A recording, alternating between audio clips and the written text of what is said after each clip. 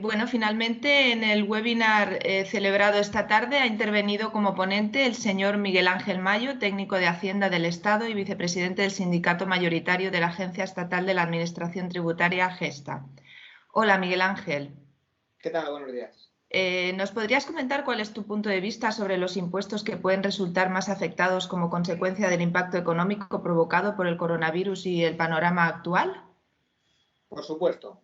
En primer lugar, sí sería importante establecer dos premisas. La primera de ellas es que lo que está pasando actualmente no es broma. La verdad es que va a haber un antes y un después del coronavirus. Se va a cambiar totalmente nuestra cultura laboral, lo estamos viendo. Hay muchísimas actividades que se están haciendo en trabajo presencial y se pueden realizar en teletrabajo, y va a cambiar también la cultura social. La verdad es que las reuniones, los eventos, las charlas, como vemos, pues muchas de ellas se van a hacer de forma digital. O sea, la verdad es que va a haber un cambio de paradigma antes y después del coronavirus. Y en segundo lugar, que todo esto va a llevar acarreado, en función evidentemente del tiempo que dure, un incremento del gasto social. Y el gasto social va a ser, de alguna manera, necesario que sea correspondido con unos ingresos fiscales suficientes. Con lo cual, ¿qué impuestos nos vamos a encontrar al salir de este confinamiento? ¿O qué sistema impositivo? En primer lugar, es importante ver quién gana y quién pierde con el COVID-19. ¿Quién pierde? Pues tenemos en primer lugar el sector turismo. Esto es mucho o es poco, esto es demasiado. El sector turismo supone un 13% del PIB y un 17% de la creación de empleo en nuestro país. La verdad es que es mucho. Hablábamos el año pasado, el año 2019, como el año récord, con 83 millones de viajeros. Pensábamos que íbamos a poder superar esta cifra en el año 2020, pues evidentemente estos viajeros no van a venir, el sector turismo se va a ver gravemente perjudicado. En segundo lugar, alojamiento y restauración, del turismo, pero también interno. Es que la gente pues no va a hacer tantos viajes, no va a ir tanto a restaurantes, con lo cual se va a ver gravemente perjudicado. De igual manera, el sector viajes, la gente va a viajar mucho menos. Estas reuniones que se hacían, pues muchas se van a hacer por videoconferencia. La verdad es que va a haber este cambio. Las actividades sociales, eventos, espectáculos, o una pérdida grande para las empresas, las ferias, no va a haber ferias, con lo cual no se van a cerrar estos negocios, no se van a vender productos porque va a haber muchísimas menos ferias. Y por último, quien claramente pierde es el gobierno que va a tener que hacer frente a un gasto social muy alto, prestaciones, subvenciones, financiación, etc. Por su parte, avanzamos. ¿Quién está ganando? ¿Quién gana con el COVID-19? ¿Hay alguien que gana? Sí, en la crisis siempre hay gente que gana. Y quien está saliendo reforzado son las empresas tecnológicas. Empresas que primero tienen un gran poder de teletrabajo y que tienen una plataforma digital con el cual desarrollan su trabajo. Estas están saliendo ganando puesto que ahora mismo tienen un monopolio de la actividad, mientras que hay esta paralización, y más adelante verán que son empresas que no solo no han salido perjudicadas, sino que han salido gratamente beneficiadas. Podemos hablar de los intermediarios del comercio. Amazon es un ejemplo claro. Intermediarios del comercio que ponen que monopolizan la venta a distancia. Canales de difusión, canales de pago de retransmisión de película. Vamos a ver cómo los cines cada vez va a ir menos gente y la gente lo va a traducir por canales de visualización, redes sociales. Ahora mismo las redes sociales están haciendo claramente el agosto. La gente está confinada y está utilizando las redes sociales. Y por último, quien también está saliendo beneficiadas son las entidades financieras. Las entidades financieras son las encargadas de repartir la financiación que gratamente están dando las instituciones europeas y el gobierno, y evidentemente pues están aprovechando pues para establecer sus condiciones.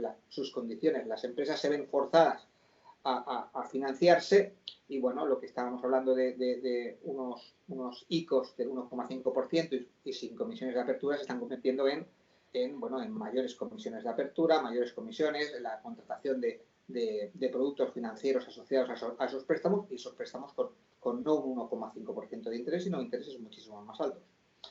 Avanzamos.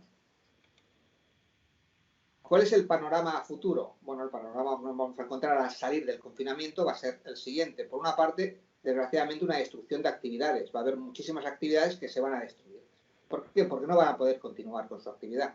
Bien porque no han podido hacer frente a esta paralización durante el tiempo que lleve, o bien porque ven que no va a ser rentable, puesto que no van a ser competitivos en un mercado con los cambios que va a suponer el coronavirus. En segundo lugar, la sustitución de muchísimas actividades. Por ejemplo, agencias de turismo presenciales pueden pasar a ser agencias de turismo digitales. El cine puede pasar a ser estrenos en plataformas de visualización. Vamos a asistir a que muchísimas actividades, como pasó en su día con el libro en papel, pasó a ser libro digital, van a ser sustituidas. En tercer lugar, la existencia de monopolios tecnológicos. Las empresas tecnológicas van a salir tan reforzadas de esta crisis sanitaria que después van a suponer monopolios tecnológicos. ¿Por qué? Un restaurante no podrá hacerse una página digital, un programa, una aplicación en la cual venda sus 25 cubiertos. Tendrá que acudir a un monopolio tecnológico, el cual, por ejemplo, el que más se nos ocurre puede ser Just Eat, en el cual esta empresa actúa de intermediaria entre el restaurante y el cliente final. Y por último, lo que yo llamo la ley del más fuerte. O sea, las empresas más fuertes, como en todas las crisis, serán las que sobrevivan, y las empresas menos fuertes las que evidentemente perezcan. Y el caso de la ley del más fuerte se aplica muy claro a los gobiernos. Hay gobiernos que actualmente pueden actuar con muchísima más solvencia en el caso de la crisis, como podemos hablar de Dinamarca. Dinamarca lo que ha hecho es decir, bueno, ahora mismo tenemos esta crisis, tenemos una paralización, pues vamos a pagar los salarios de los trabajadores, el gobierno, para que no parezca que haya una paralización. ¿Qué es lo que ha hecho Alemania? Alemania ha calculado cuáles van a ser sus menores ingresos fiscales y cuál va a ser la necesidad de financiación de sus empresas durante el confinamiento, y ha dicho, bueno, estos son tantos miles de millones de euros que, como los tenemos, Alemania es un gobierno con superávit económico, los ponemos encima de la mesa y paliamos los efectos de la crisis. Evidentemente, si hablamos de un gobierno como España, que tiene un déficit público de en torno al 95% del PIB, pues evidentemente va a poder hacer frente a esta crisis sanitaria de una forma menos fuerte que un Estado, evidentemente, con superávit económico. Avanzamos. ¿Cuáles son las cifras macroeconómicas en nuestro país?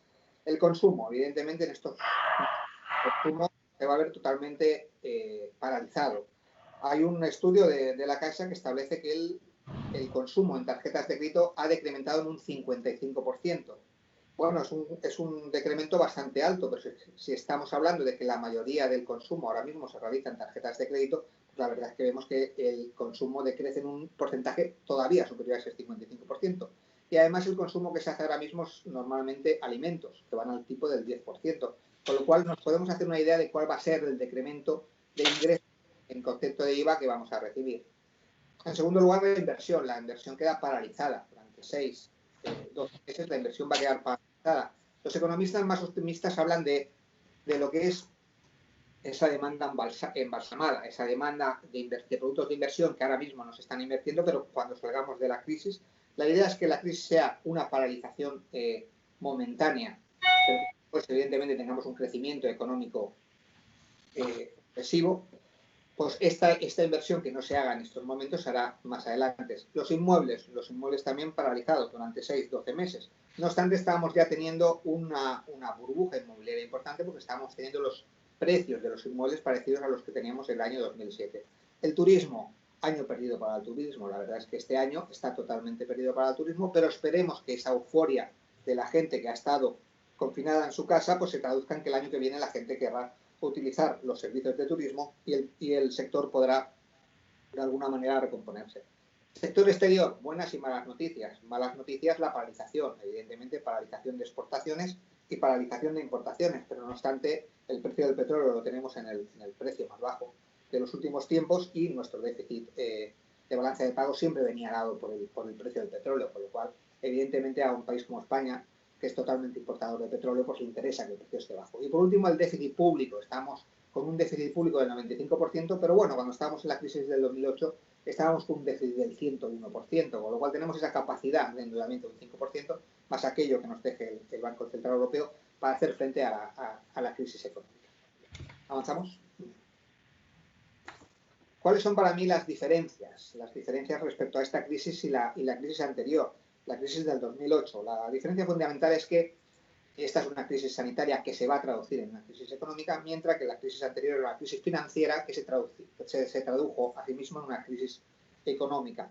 Pero ahora mismo la disposición del gobierno y de los bancos centrales es mucho mayor. Lo que se intenta es dar la financiación necesaria a aquellos sectores más perjudicados para que la crisis económica sea lo mínimo posible, para que de alguna manera únicamente haya una paralización, puesto que tenemos un virus que es contagioso y no podemos activar nuestra capacidad productiva, pero en el momento que pase ese virus las cosas vuelvan a su cauce. Es decir, como en principio no hay ninguna crisis de demanda, la gente no tenga ese miedo y se continúe con la normalidad una vez atajado la crisis sanitaria. Además, estamos en mejor momento económico del que estábamos en el 2008, lo que hemos dicho, un déficit. La mayoría de nuestras empresas están saneadas en estos momentos y además el gobierno tiene un déficit público inferior al que tenía en el 2008.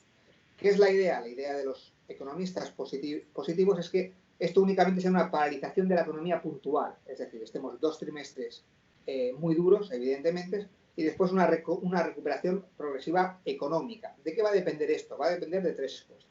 En primer lugar, del periodo que dure el confinamiento. Evidentemente, a mayor periodo, pues mayor crisis económica. Ya lo decía Adam Smith, la riqueza de un país es directamente proporcional al trabajo de sus personas, de sus habitantes.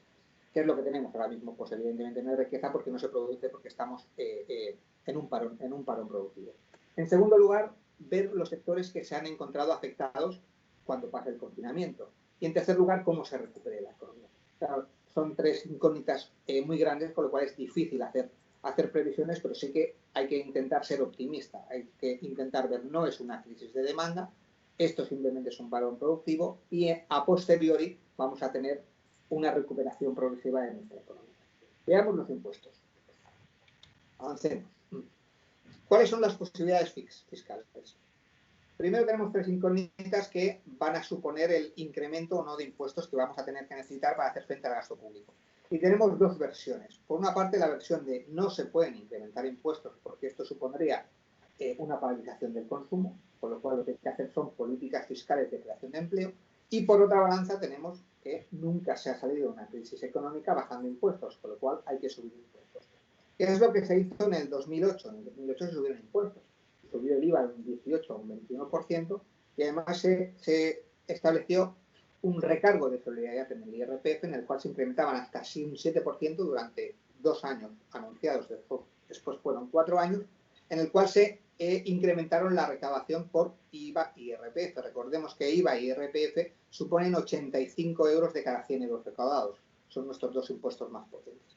Con lo cual, por una parte, no lo que se está haciendo ahora mismo es ganar tiempo, se está financiando a las empresas ganando tiempo, pero el dinero no es infinito, con lo cual evidentemente en el momento en que no se pueda dar más financiación habrá que empezar a recaudar mediante impuestos. ¿Qué es lo que se interesa? A corto plazo no subir los impuestos, pero ver qué situación nos queda después del confinamiento para ver qué impuestos hay que modificar si necesitamos un mayor porcentaje de ingresos fiscales. Vamos a ver qué es lo que podríamos hacer. En primer lugar, una tasa COVID. Sería el planteamiento de Italia. Bueno, como tenemos este problema de gasto público, vamos a establecer una tasa añadida mediante la cual, entre todos, vamos a pagar el coste fiscal de esta crisis sanitaria. Sería una tasa para toda la población, que la podríamos denominar una tasa. En segundo lugar, vamos a decir que paguen los impuestos aquellos que más tienen. Sería el establecimiento de un impuesto sobre grandes fortunas y un impuesto sobre sociedades, un impuesto mínimo sobre sociedades en cuanto al tipo de gravamen. Es decir, que las empresas como mínimo paguen un porcentaje sin posibilidad de decrementar sus bases imponibles. Es decir, los que más tienen, que más paguen. En tercer lugar, un incremento del IVA. El gran problema es que no tenemos un tipo como el que teníamos en el año 2008, de un 18%, que podíamos incrementar un 3%, con lo cual ahí nos vemos un poco más limitados. Sí que es verdad que el incremento del IVA se va a traducir directamente en un incremento recaudatorio, pero estamos en un 21% del IVA, uno de los mayores tipos de gravamen dentro de la Unión Europea, con lo cual es difícil subir 1 o 2 puntos de IVA. Y por el último, una medida similar a la que se hizo en el año 2008, que es un recargo de solidaridad en el IRPF, es decir, establecer un recargo respecto a las tasas del IRPF para poder, vía IRPF, recaudar más. Yo creo que al final va a ser una mezcla de estas 4 figuras impositivas lo que se va a traducir en un incremento de impuestos una vez salgamos de la crisis, una vez veamos cómo queda el panorama económico después del confinamiento. Por mi parte, eso es todo. Muchas gracias. Perfecto, muy bien, Miguel Ángel. Pues muchas gracias por tu opinión y buenas tardes. Muy buenas tardes.